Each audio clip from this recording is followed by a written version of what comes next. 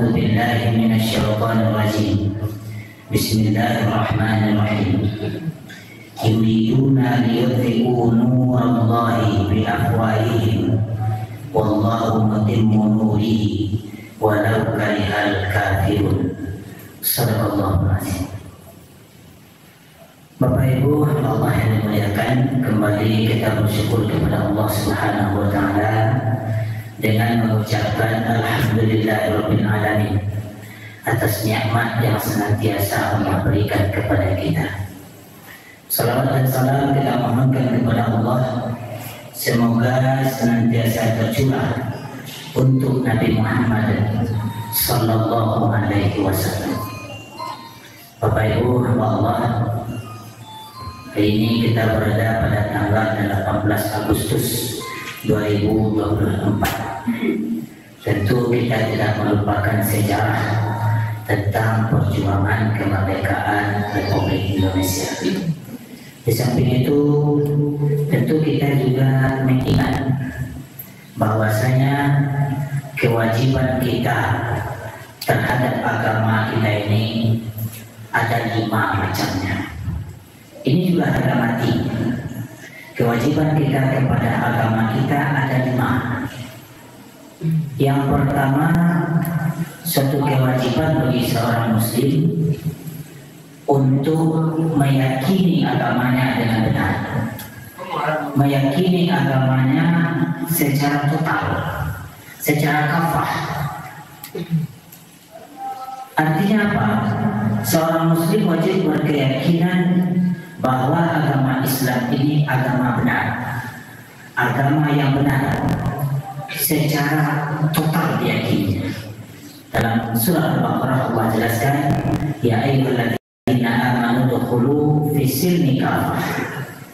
Wahai orang-orang yang beriman, masuklah kamu ke dalam agama Islam secara kafah. Kita yakini kebenaran agama itu secara menyeluruh. Sebab pada kalanya kita dalam bertauhid meyakini agama Islam, dalam berbisnis tidak dipakainya caranya sendiri, dalam berfikir dia yakini agamanya, tapi dalam berpakaian diabaikannya. Maka ini tidak meyakini secara total. Wajib bagi kita seorang muslim untuk meyakini agama kita ini secara utuh, menyeluruh dan totalitas. Kemudian yang kedua, seorang muslim wajib baginya mempelajari agamanya. Maka ada bagian agama ini yang wajib dipelajari. Bagaimana mentauhidkan Allah, wajib kita pelajari. Bagaimana ketika kita melakukan amalan-amalan yang wajib, maka hukum berilmu di situ juga wajib. Tapi umpamanya dalam masalah kesehatan, dalam masalah bagaimana kemaslahatan umum, ini beda. Tapi dalam masalah-masalah yang fardu ain kita melakukannya, wajib kita berilmu tentang bagaimana salat yang benar, bagaimana puasa yang benar, bagaimana bertauhid yang benar. Maka wajib bagi seorang muslim untuk mengetahui itu semua. Bapak Ibu Allah sekalian. Kemudian yang ketiga, kewajiban seorang muslim itu mengamalkan ajaran agamanya. Dia beramal, melakukan atau mempraktikkan ilmu-ilmu keagamaan di dalamnya, itu satu kewajiban. Tentu dalam hal ini masalah-masalah yang wajib itu mesti dilakukan oleh seorang muslim untuk menunjukkan bahwa dia mengamalkan ajaran agamanya. Kemudian yang keempat, seorang muslim juga wajib mendakwahkan agamanya. Wajib hukumnya mendakwahkan agama. Kenapa? Kalau Islam ini tidak didakwahkan, maka kita akan terputus, generasi kita terputus dari orang-orang yang paham, yang beragama Islam bisa terputus. Maka dalam Al-Quran kita temukan wal takum minkum ummatun yad'una ilal khair wa ya'muruna bil ma'ruf wa yanhauna 'anil munkar. Hendaklah kamu menjadi satu umat yang menyeru kepada kebaikan, menyuruh orang berbuat ma'ruf, melarang orang berbuat munkar. Ini satu kewajiban bagi seorang muslim untuk mendakwahkan agamanya. Maka akan bagaimana corak Islam di masa yang akan datang tergantung dakwah-dakwah yang kita lakukan hari ini. Dakwah tidak mesti melalui mimbar, dakwah tidak mesti melalui podium. Bisa saja dakwah itu pilihan melalui perbuatan kita. Seorang muslim yang baik datang dia maghrib berjamaah ke masjid, di bawahnya anaknya. Anak yang perempuan memakai jilbab yang berat, datang dia ke masjid. Itu sudah dakwah dia. Jadi melalui amal-amal yang kita lakukan, ibadah salat dan ibadah-ibadah lainnya, itu sudah bagian dari bentuk dakwah yang kita lakukan. Dan kadang-kadang dakwah melalui perbuatan ini lebih diterima ketimbang melalui ucapan. Qaulul hal afsahu min qaulil lisan. Berdakwah melalui perbuatan ada kalanya lebih fasih, lebih diterima ketimbang berdakwah melalui ucapan-ucapan kita. Bapak Ibu Bapak yang muliakan. Kemudian yang kelima, apa kewajiban kita terhadap agama ini? Memperjuangkan agama. Memperjuangkan agama suatu kewajiban bagi kita. Kenapa kita mesti memperjuangkan agama? Padahal agama ini adalah agama Allah, dinul haq, agama yang benar. Allah yang akan menjaganya, Allah yang akan membelanya, Allah yang akan mempertahankannya. Kenapa mesti kita perjuangkan agama kita? Jawabannya, yang pertama, karena orang munafik, orang kafir masih ada. Ini kenapa? Al-munafiquna wal munafiqat ba'dhum min ba'din ya'muruna bil munkar wa yanhauna 'anil ma'ruf.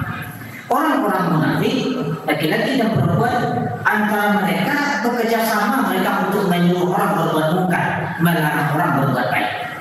Ini tentu berbanding terbalik dengan Islam. Islam menyuruh orang berbuat baik, melarang orang berbuat munkar. Kemudian yang kedua, kenapa kita perlu memperjuangkan agama kita? Yang kedua, karena kita ketahui bahwa agama Islam ini agama yang benar. Kebenaran wajib diperjuangkan, kebenaran wajib disampaikan, kebenaran wajib dibela dan diadvokasi. Maka kita yakin agama yang benar itu agama Islam, maka kita berkewajiban memperjuangkan agama Islam ini. Bapak Ibu Bapak. Kemudian yang ketiga, kenapa kita perlu memperjuangkan agama Islam ini? Karena melakukan perintah yang sudah Allah perintahkan. Di dalam surah As-Saff pada ayat yang 14 Allah jelaskan, ya ayyuhalladzina amanu kunu ansarallah. Wahai orang-orang yang beriman, jadilah kamu penolong agama Allah. Artinya Allah memerintahkan kepada kita untuk memperjuangkan agama. Kemudian yang keempat, kenapa perlu kita memperjuangkan agama Islam ini?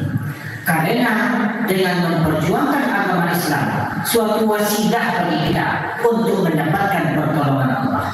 Di dalam surat Muhammad ayat 7 Allah berfirman, ya ayyuhalladzina amanu in tansurullah yansurkum wa yutsabbit aqdamakum. Jika kamu menolong agama Allah, Allah akan menolong kamu. Artinya, untuk mendapatkan pertolongan Allah bisa melalui wasilah. Apa wasilahnya? Menolong agama Allah. Bapak Ibu Bapak, yang terakhir, kenapa kita perlu membela agama Allah? Karena kita mencontoh kepada Rasul Sallallahu Alaihi Wasallam. Kalau agama Allah tidak perlu dibela, maka Rasul tidak akan berperang menegakkan agama Allah ini. Rasul terbukti berperang melawan orang kafir, melawan orang-orang munafik untuk menegakkan agama Allah ini. Artinya, seandainya cukup dengan doa saja, tentu doa Nabi lebih diterima oleh Allah. Ternyata Nabi berjuang untuk menegakkan agama Allah ini melalui peperangan dan lain-lain. Artinya kita wajib memperjuangkan agama Allah. Bagaimana cara memperjuangkan agama Allah? Satu, kalau kita ingin menjadi orang yang memperjuangkan agama Allah, hidupkan agama itu di dalam diri dan keluarga kita. Hidupkan suasana beragama. Hidupkan apa perintah Allah dan larangannya kita hidupkan. Kita jadikan itu sebagai pola dalam hidup kita. Yang kedua, kalau ingin membela agama Allah, banggakan diri kita dengan agama Islam ini. Banggakan diri kita memeluk agama Islam. Saya orang Islam, saya bangga dengan agama Islam saya. Artinya, ketika kita sudah mengucapkan asyhadu an la ilaha illallah, terselip di situ suatu kebanggaan terpatri dalam diri kita. Kita bangga dengan agama Islam kita. Kemudian yang ketiga, kita lakukan pembelaan yang nyata dalam agama ini, baik melalui lisan kita, melalui harta kita, melalui kekuasaan kita. Maka ini seluruh umat Islam mesti bekerja sama untuk memberikan pembelaan kepada agama Islam ini. Namun kadang-kadang terjadi apa kata orang Minang, balagoni kaki ya. Kita orang yang beriman pula, yang Islam pula, yang kadang-kadang merendahkan agama Islam.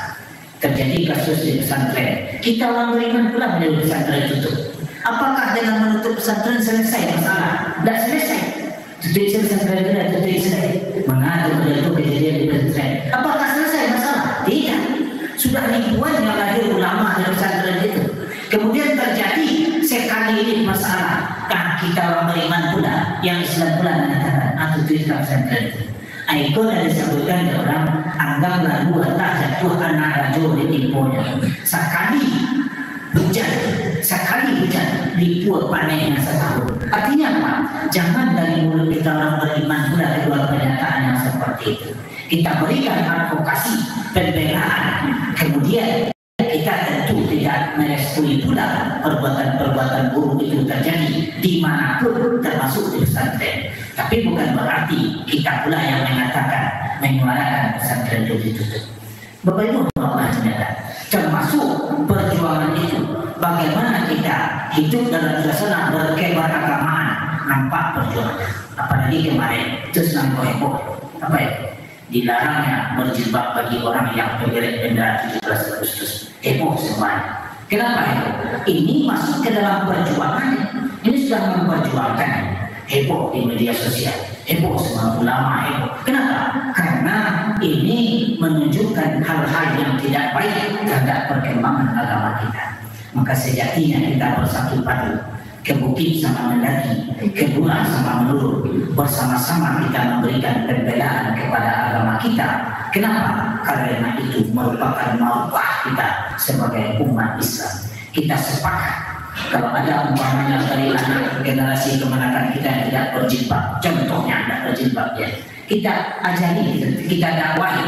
Tapi ketika ada pelarangan itu, kita menunjukkan pembelaan pula.